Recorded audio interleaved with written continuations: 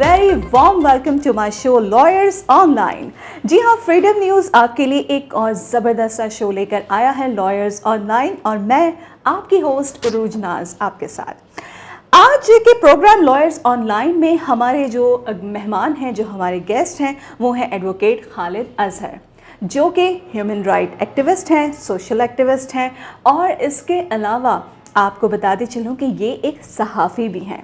ये सुनकर यकीनन आपके जहन में ये आ गया है कि जनाब आज तो बहुत कुछ हमें नॉलेज मिलने वाली है कि एक सहाफ़ी और वो भी लॉयर। तो आज हम देखते हैं कि वकील साहब हमारे साथ क्या टॉपिक डिस्कस करने वाले हैं। सबसे पहले तो वार्मली वेलकम करना चाहूँगी। अस्सलाम वालेकुम खालिद अजहर साहब। वालेकुम अस्सलाम उरूज नाज साहिबा, बहुत बहुत शुक्रिया आपका। फ्रीडम न्यूज़ जो है उस चैनल पे आपने मुझे टाइम दिया, मुझे इनवाइट किया, और मैं ये समझता हूँ कि ये बहुत अच्छी कोशिश है जो आप माशरती तौर पे जो है कर रही हैं।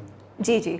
अच्छा, एडवोकेट खालिद अजहर हमारे साथ मौजूद हैं। तो वकील साहब, आज जो है सबसे पहले तो जैसे कि आपके तारुफ की बात हुई, तो आप माशाल्लाह एक सहाफ़ी भी हैं और लॉ से भी आपका ताल्लुक़ है, यानी कि आप दिन रात जो है वो बहुत सारे केसेस में जो है वो उलझे हुए होते हैं। किस तरह से आप डिज़ॉल्व करते हैं उन तमाम चीज़ों को, और किस तरीके से जो है वो आप तमाम लोगों को मुश्किलात से निकालते हैं। तो हम चाहते हैं कि आज इस प्रोग्राम में आप अपनी बातों के ज़रिए लोगों को बहुत सारे जो उनके जहनों में उलझनें होती हैं उनको आप जो है उनका हल पेश करें।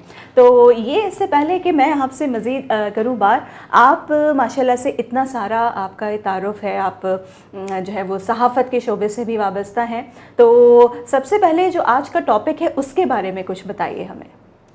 देखिए, मैं आपसे ये बात कहना चाहूँगा कि हम बुनियादी तौर पे जो है ना माशरती तौर पे बहुत ही डिस्टर्ब अब हम जो है ना मसद एरा से गुज़र रहे हैं, क्योंकि इस किस्म के इश्यूज़ जो कि प्रीवियस एरा के अंदर कोई वैल्यूएबल नहीं थे, आज वो बहुत ज़्यादा जो है ना अहमियत के हामिल हो गए हैं। हमारे माशरे में अब टॉलरेंस नहीं रही है। अगर हम प्रीवियस एरा में देखें तो बहुत बड़े बड़े इशू होते थे, लेकिन ये है कि वो फैमिली के बड़े लोग बैठ के उसको जो है ना सेटल डाउन कर लेते थे, और मामले जो है वो अपनी रवा दवा जो अदालतों तक नहीं पहुंचते थे, अदालतों तक नहीं पहुंचते थे, और घर के अंदर ही इन मामलात को हल कर लेते थे। लेकिन अब जो देखा जा रहा है वो बहुत ही, मैं समझता हूँ कि एक सीरियस जो है ना मसद हम सिचुएशन से गुजर रहे हैं कि अब हमारे अंदर जो है ना वो छोटी छोटी बातों पे जो है वो अना जो है हमारी इस्टेब्लिश हो जाती है, और हम जो है ना वो ज़िंदगी को अपनी जो है ना वो इख्तिताम पजीर करना चाहते हैं।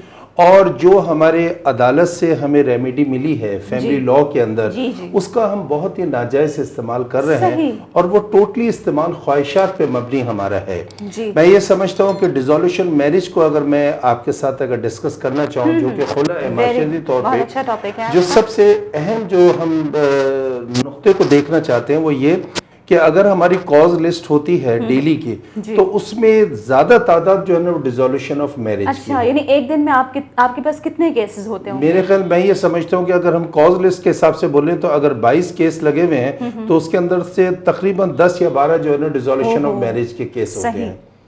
और डिसोल्यूशन ऑफ मैरिज जो है, जो कि शरई तौर पे जो उसकी एक इंग्रेडिएंट है, उससे बाला तक रख के फरमाइशी तौर पे ये काम बहुत हो रहा है हमारे यहाँ अदालती सिलसिले में, और अदालत को भी गुमराह किया जाता है, और हमारी भी जिम्मेदारी आती है। लेकिन ये है कि हकीकत ये होती है कि हम अपने ख्वाहिशात को बुरोईकार लाने के लिए हम जो है इस चीज़ को एक टारगेट लेके आते हैं कि हमने ये खुला लेनी ही लेनी है। और आप ये देखिए कि अब अगर ये खुला का रुझान बहुत ज़्यादा बढ़ता जा रहा है तो उसकी बुनियादी वजह हमारी फैमिलीज़ हैं। पहले ऐसा होता था कि फैमिलीज जो है इसको फ़रोग नहीं देती थी, और अगर लड़की कोई आके कोई इशू पे जो है वो बात करती थी तो फैमिली ही उसको समझा देते थे, सेटल डाउन करने की कोशिश करते थे। लेकिन अब हमारी फैमिली उस लड़की से भी ज्यादा जज्बाती हो जाती है। सही। अच्छा, अब मैं आपको बताऊं कि जब हम खुला का सिलसिला हम लेके चलते हैं तो वकला हजरात भी हमारे पूछते हैं कि मामला क्या है, तो वो अगर वकला जो है अपने चैम्बर में उस मसले को हल करने की भी कोशिश करें, लीगल नोटिस देते हैं कि हम अपने चैम्बर में बात करें, तो माइंड सेट के साथ जो है ना लड़की आती है कि मुझे खुला चाहिए। अब क्योंकि हमारा प्रोफेशन है, अब हम करें तो क्या करें, जब एक चीज़ आपका माइंड सेट है तो हम क्या करें। लेकिन जो हकीकत है, जो बीइंग अ मुसलमान, मैं खुद भी जो है इस चीज़ को बहुत तकलीफ महसूस करता हूँ कि जो खुला के बुनियादी अज्जा हैं وہ بالکل جو ہے نا اپلیکیبل نہیں ہو رہے. صحیح. اب اگر میں آپ سے کہوں کہ خلا بنیادی اجزاء کے بارے میں ہمیں بتائیے وہ کیا ہیں؟ میں یہ آپ سے کہوں کہ بنیادی اجزاء کیا ہے جس پہ شرعی طور پہ لڑکی کو حق ہے کہ وہ خلا لے سکتی ہے. سب سے پہلی چیز تو یہ ہے کہ اگر وہ مینٹلی طور پہ جو ہے وہ ڈسیبل ہے. نمبر 2 یہ ہے کہ آپ کے نان نفقہ کو جناب پورا نہیں کر رہا یعنی اخراجات کو نہیں کر رہا. نمبر 3 یہ ہے کہ اگر وہ جناب جو ہے نا میڈیکلی طور پہ انفٹ ہے. نمبر 4 یہ ہے کہ ایک بہت بڑا لانگ ٹائم کے لیے وہ غائب ہو گیا اور اس کی کوئی اپروچ آپ نہیں کر پا رہے ہیں. اور نمبر 3 جو ہے وہ کوئی اس قسم کی ایکٹیویٹی جو کہ شرعی طور پہ غلط ہے اس پہ وہ اپنی بیوی کو مائل کرتا ہے. تو وہ چیز جناب جو ہے. سر یہاں پر میں ایک بات پوائنٹ ریز کرنا چاہوں گی کہ ہمارے ہاں ہم جس کی بھی جو ہے وہ ریزولوشن آف میرج کے بارے میں آپ سنتے ہیں کہ جی فلاں کی خلا ہو گئی، خلا لے لی یا فلاں نے طلاق لے لی، تو لوگ پہلا جملہ جو یہ کہتے ہیں جی وہ نفسیاتی تھا، یا خاتون کے بارے میں بھی کہہ دیا جاتا ہے کہ وہ نفسیاتی تھی. تو اس کو کس طرح سے جج کیا جاتا ہے کہ آیا کہ وہ سچ بولا جا رہا ہے یا پھر غلط بیانی کی جا رہی ہے؟ دیکھیے ہمارے یہاں جو ہمارے آنریبل کورٹ جو ہیں وہ بہت ہی ذمہ داری کا مظاہرہ کرتے ہوئے ایک پری ٹرائل کا سیشن کیا جاتا ہے کورٹ میں.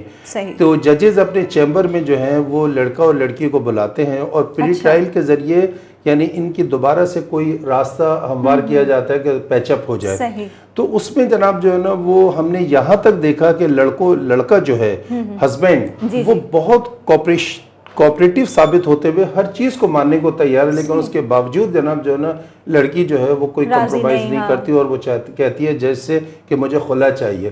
تو اب مجھے اس میں بتائیے کہ جج کیا کرے اور وکیل کیا کرے جب لڑکی نے اپنا ذہن بنا لیا.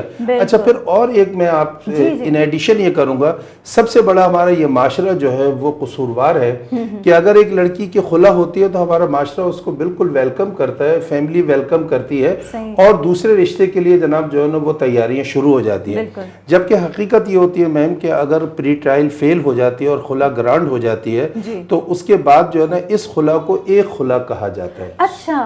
جی سورہ نساء کے حساب سے اس کو ایک خلا کیا جاتا ہے. یہ خلا جناب جو ہے نا وہ ابھی اس پیرامیٹر میں نہیں گئی یعنی کہ بالکل ختم نہیں ہوئی ہے. جی بالکل ختم نہیں ہوئی، اس کے اندر دوبارہ سے رابطے کا رجوع کا رجحان ہے. پھر اس میں یہ ہوتا ہے کہ جب آپ کو خلا کی ڈگری مل جاتی ہے تو آپ کو یونین کونسل سے رابطہ قائم کرنا پڑتا ہے.